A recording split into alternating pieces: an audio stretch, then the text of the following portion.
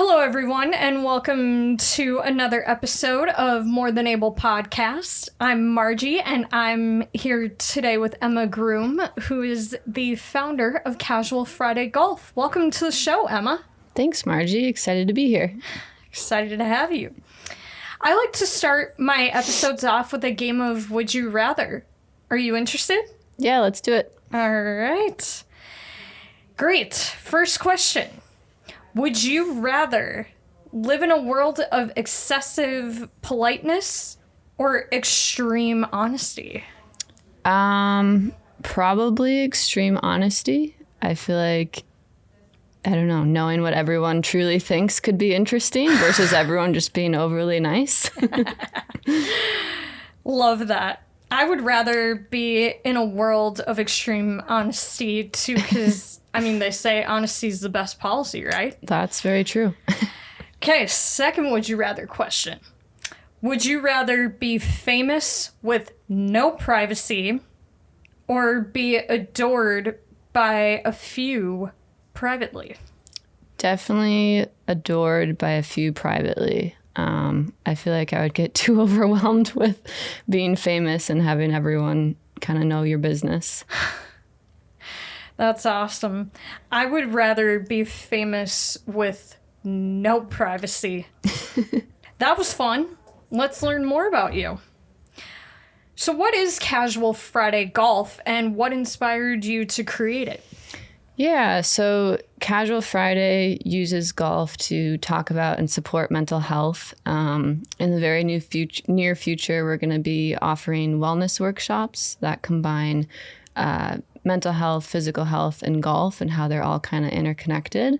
And then we'll also be doing mental health first aid training, which for anyone that doesn't know, it's basically CPR for the mind. So it teaches people how to recognize signs of mental health challenges, how to talk to someone when they're in crisis mode, and then if needed, get them to the professional help.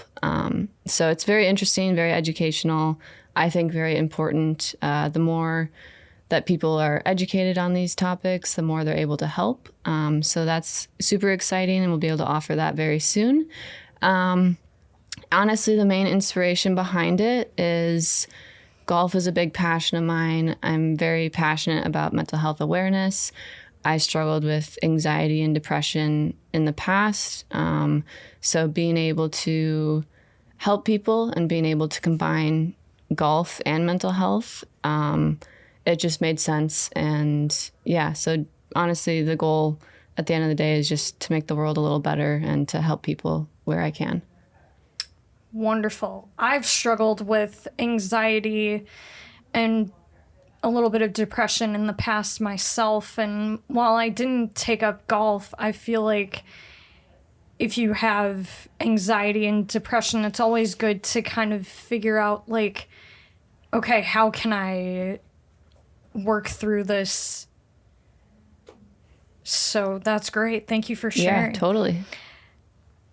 So keeping on the topic of golf, when did you first start golfing? I started golfing. My parents got me into it when I was 4, although I would say I mostly just enjoyed riding around on the golf cart and looking at the turtles and the bunnies that were out there. But then I started competing at the age of 7, did a bunch of the junior stuff growing up. I played high school golf, and then I played in college as well.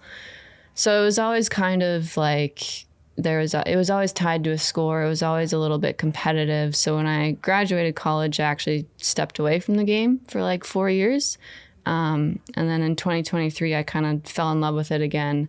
And it was less about the score and more about, enjoying it for what it is. And I could put the phone away for 4 hours and I could be out in nature. I could, get together with friends out there, do a solo round and just kind of clear my head of all the thoughts. And yeah, so it's always been a big part of my life. And I feel like I look at it a little differently now, and it's a very enjoyable game. And yeah, I hope to play obviously for the rest of my life.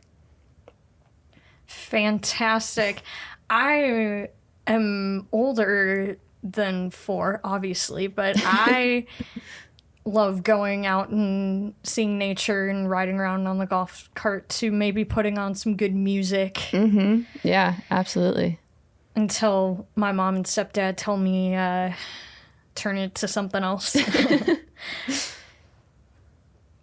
So what is Mental Health Monday, and what motivated you to start that? Yeah, it's basically our weekly email that goes out every Monday morning. It kind of just talks about like a mental health subject. It gives mental fitness tips. Occasionally we'll throw in some resources, some motivation. And the inspiration, it was meant to be kind of like an email from a friend, like someone checking in each week. Doesn't really feel like it's coming from a company. It's coming from someone that's like, hey, like, how you doing? Or, like, are you struggling this week? Like, here's one thing you could do this week that would make you feel better. So yeah, it's just supposed to be kind of like a bright spot in someone's week and kind of set the tone for their week. But yeah, I enjoy sending those out, and I've had good feedback on it, and people seem to enjoy them. So yeah, I'm glad they're making a difference. I'm one of those people who really enjoy it. My mom and I follow it, and if I can't get it, I'm like, Mom, can you send it to me? Like, well, that's great. I appreciate that. Of course, you're welcome. Has your family been supportive through your journey, and would you be comfortable sharing how? Yeah, my family has been extremely supportive. Not only my parents, my brother, my sister-in-law, extended family. I am very fortunate to have the people in my life that have always been there. I don't know if I have like a very specific example of anything, just that I know that they're always there, and I think that goes a long way. I guess maybe a more specific example, like when I was struggling with a little bit of depression, was down and didn't have the energy to do things, like my parents would make sure that I would eat. They would cook me meals, and it seems so simple, but like even that, just it went a long way. So stuff like that. But I think the biggest thing is just knowing that I have my family in my corner and that they will always be there if I am struggling or going through something, and there's absolutely no judgment. They are just there to support me, and yeah, I think that's very important, and I feel very grateful for them. So inspiring. Thank you for sharing. I feel like family can either go one way or another when it comes to illnesses, so it's great that your family has been supportive, and I'm lucky that my family's been supportive through my health struggles too. So yeah, that's amazing. Fantastic. So what is lupus, and how did you feel when you first got diagnosed? So lupus is a chronic autoimmune disease. Basically, your immune system attacks all your healthy tissues and organs, and basically inflammation is just taking over your body. So, and I was recently diagnosed back in March, so it's still a little fresh in a way. Mm-hmm. I think I experienced every kind of emotion when I was diagnosed. It was, so I was very sick. I found out because I was in the hospital for 2 weeks and I had no idea what was wrong. They initially honestly thought it was leukemia or lymphoma, so they had to rule those out. So it was almost a sense of relief when it was like, hey, it's lupus, and it's like, great. But then I was like, oh, that's a chronic autoimmune disease. But it wasn't cancer, so I felt relief. But then I felt, a little frustrated. I was a little bit down. I didn't feel like myself at all. My life completely changed. I went from a very normal life to, when I was first diagnosed, having to go down to Mayo Clinic like every 2 weeks for blood work, see all the specialists, figure out my med plan. I'm still taking like 11 pills every day, which I'm still not really used to. I'm not a big pill taker, so that was a big adjustment. And yeah, I think I just went through so many different emotions when I was first diagnosed. But again, like my friends and family were so supportive, and they're like, we're here if you need anything. And they, kind of pushed me in little ways to get me back on track. And now I'm just I feel like I'm full of gratitude and just getting used to the new normal. And lupus can be very manageable. And I think the first month was just a little bit scary because I still wasn't feeling well. Like, for example, I had a ton of joint pain to the point of like touching my leg felt like it was bruised, or I could barely lift my arm. When I was in the hospital, like my organs were basically failing, like my kidney wasn't functioning. I had inflammation in my lungs, so it was hard to breathe, and like everything was just not looking great. So to be where I'm at now and to see that the meds are actually working is kind of a relief. I feel less worried about, am I ever going to get back to feeling how I used to feel? And I might not ever get back to that, but I can definitely live a very normal life, just with some slight adjustments that I have to get used to. But yeah, so I don't know. I kind of went through the whole roller coaster of emotions, but again, I had such an amazing support system, and they kind of helped me get through it, and really just taking everything one day at a time. That's all I can do. So important. Thank you for sharing. So you have 3 core values on your website, correct? 5 technically, but yes. Oh, 5. Can you talk about them and which one or what each one represents? Yeah, so it's mindfulness, passion, celebration, ownership, and be curious. And they're all pretty straightforward.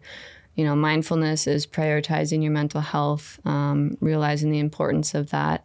Passion is really just all about, have fun and love what you do. Don't take life too seriously. Celebration is celebrating even the little wins and celebrating other people's wins and lifting other people up.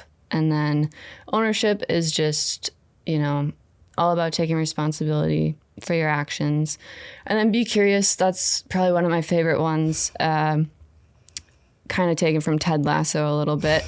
But it's all about living with empathy, being open to new perspectives, and kind of just having that growth mindset. So all of them kind of guide everything that I do individually as well as the company. So we felt it was important to have them on our website, and just kind of says like who we are as a brand. Fantastic. I think being curious is a great one too. That's one of the things that I love about doing a podcast is you're allowed to be curious. Like you're allowed to know things about other people. So if other people are curious too, they can be like, oh yeah. Yeah. All about learning new things. Yeah. I heard that on More Than Able. That's awesome. Love it. So let's talk about your merchandise for a minute. Yeah. Your merchandise is awesome. Thank you. I viewed it on your website. Fantastic. What was the inspiration behind that? Yeah. So the merch that we have, I would say it's not even our number one priority, but we did want to have apparel that people could wear and kind of represent the brand. And so I think the biggest thing was kind of conversation starters and having people feel like they're a part of something. So we just have some t-shirts, some sweatshirts. I have the hat on right now. And our logo has a smiley face in it. That was obviously on purpose to kind of remind people, like, hey, don't take life too seriously. Like, everything's going to be okay. So it's kind of just to have people be able to represent the brand and feel like they're a part of something. So cool. Well, I'm proud to say we have merch as well. I'm actually wearing one of the t-shirts. Check it out on our website, morethanablepod.com. What advice do you have for young women and men who may be struggling with mental health due to illness? Yeah, I mean, it's obviously different for everyone. You know, everyone's mental health journey is going to look a little different. But at the end of the day, I think don't be afraid to ask people for help. I think sometimes when you're struggling, it's so easy to just kind of isolate yourself and feel like you have to go through it all alone. But it actually takes a lot of strength to ask people for help, and you'll realize that there's so many people that actually want to help. So yeah, I would say don't be afraid to ask other people for help, and you're not alone. Wonderful advice. So, how has golf helped you through tough times? Yeah, golf's been a part of my life since I was little, like I said. And especially lately, like, it's almost just very therapeutic. I get to enjoy being outside. I get to kind of unplug from my phone and the chaos of all the notifications and the stress of the world. You know, I can be with friends if I want, or I can just go play by myself. Like you said, I like listening to music out there sometimes. You just kind of get out of your own way. But yeah, it's always just been very therapeutic. It's been a good challenge. Golf's not an easy game, so I think it's good to challenge yourself too every day, whether you're golfing or doing other things in life. But yeah, it's always just been a big part of my life, and I've always enjoyed it. And it's always just, I don't know, it's always made me feel a little better. So yeah, I really enjoy golf, and it's done a lot for my mental health. So inspiring. Now, I ask all my guests this. What does the term more than able mean to you, Emma? Yeah, I love the whole, your merch and all of that, and the whole more than able concept. I think that's amazing. Thank you. I think it means, well, to me, you're more than able to live your best life despite any setbacks or hardships that come your way. You're more than your hard days. You're more than your diagnosis. You're more than able to do really great things in life. So that's, I think, what it means to me. And you, my friend, are living proof of that. Thank you. You're welcome. So that's all the time we have for today. Thank you, Emma, for coming on the show. Check out her website, casualfridaygolf.com. And just remember, you are more than able. And follow us on Spotify, YouTube,